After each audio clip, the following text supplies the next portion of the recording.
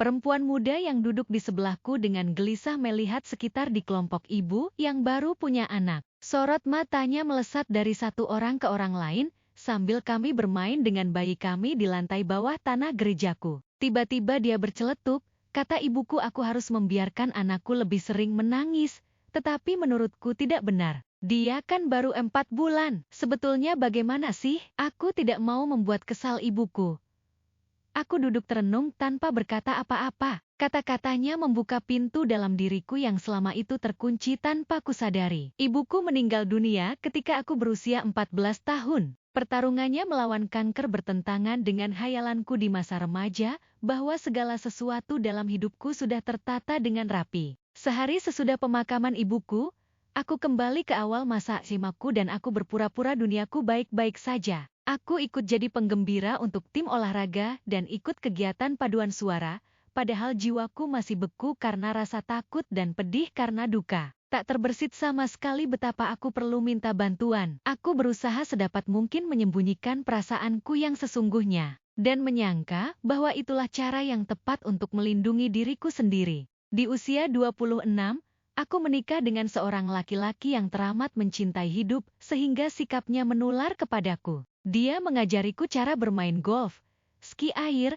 dan mengatasi rasa takut. Kami menjelajah ke tempat-tempat yang jauh dan berjalan kaki, bersepeda, mengayuh perahu kayak atau meluncur dengan sepatu ski setiap kali kami berwisata. Bersama-sama kami mengikis kebijakan, tidak punya anak, yang tadinya kuciptakan. Karena hasrat kami untuk membangun keluarga mengalahkan ketakutanku yang amat sangat akan mati di usia muda. Ketika pertama kali aku hamil dan mengalami keguguran, kesedihanku nyaris meluluhkan keberanianku. Setahun sesudahnya, aku hamil lagi. Kami berhati-hati memantau setiap langkah pertumbuhan dan perkembangan kehamilanku. Sesudah 20 minggu terlampaui, ketakutanku berubah jadi penantian penuh harapan. Akhirnya, kami akan memiliki keluarga yang lengkap. Aku sama sekali tidak siap menghadapi kegembiraan yang datang padaku. Ketika bidan menyerahkan kepadaku bayi perempuan yang meringkuk menggemaskan, hatiku merekah lebar jauh melampaui bayanganku. Bayi itu merekatkan kembali ikatan ibu anak yang dulu putus. Ternyata hidup ini manis-manis pahit. Ibu mertuaku yang begitu gembira bakal menjadi nenek tengah bertempur melawan kanker.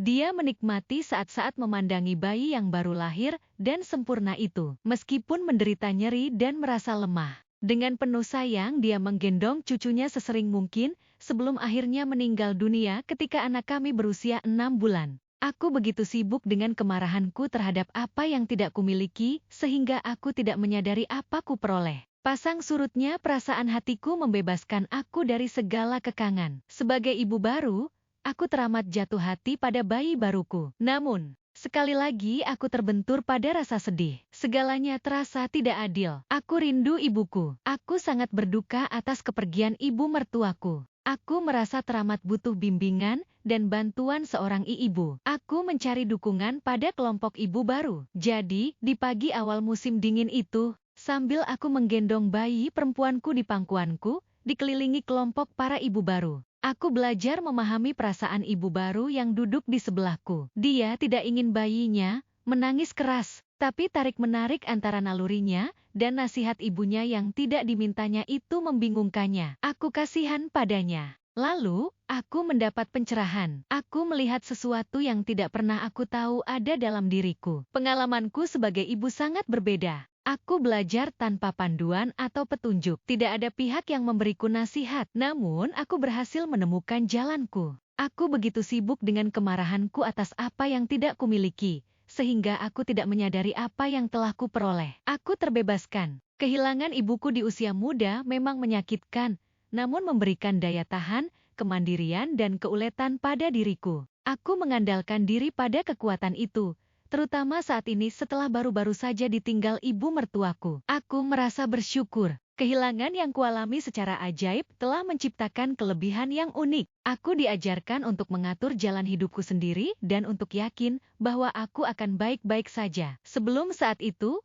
aku terpaku pada kesedihan, kebencian, dan kemarahan ketimbang apa yang sebenarnya ada pada diriku. Anugerah dari saat-saat kelamku selama itu menantiku dengan sabar. Waktu yang hilang karena pergumulanku dengan kesedihan mengajariku tentang berbagi rasa, kekuatan, dan belas kasih. Ketika aku merasa terbebani, suara bijak di dalam diriku selama ini siap membimbingku. Aku hanya perlu memperhatikan. Saat itu di lantai bawah gereja telah mengubah keyakinanku dan membantuku menjadi orang tua yang lebih baik. Manusia yang lebih baik sesuai dengan kebutuhanku. Aku teramat bersyukur karenanya.